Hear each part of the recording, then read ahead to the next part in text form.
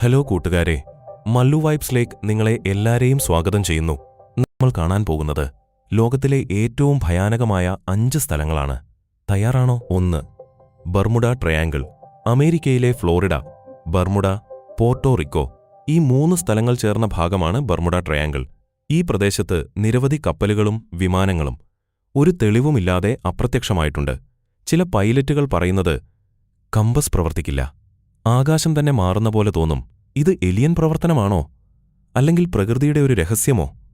ഇന്നുവരെ ഇതിന് വ്യക്തമായ മറുപടിയില്ല. 2. ചെർണോബിൽ, ഉക്രൈൻ. 1986-ലുണ്ടായ ഒരു വലിയ ആണവ ദുരന്തം ചെർണോബിൽ എന്ന നഗരത്തെ ഒരു മരിച്ച നഗരമായി മാറ്റി.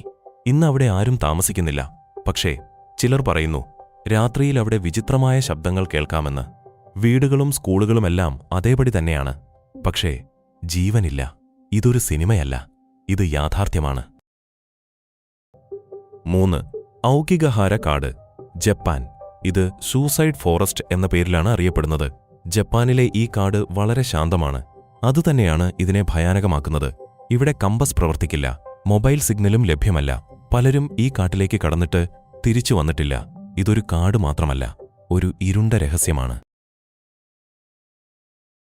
4. Snake island, Brazil.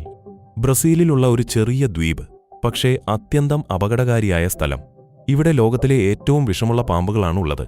ഒരു ചെറിയ പ്രദേശത്തു തന്നെ നിരവധി പാമ്പുകൾ കാണാം. അതുകൊണ്ടുതന്നെ സർക്കാർ ഈ സ്ഥലത്തേക്ക് പോകുന്നത് നിരോധിച്ചിട്ടുണ്ട്.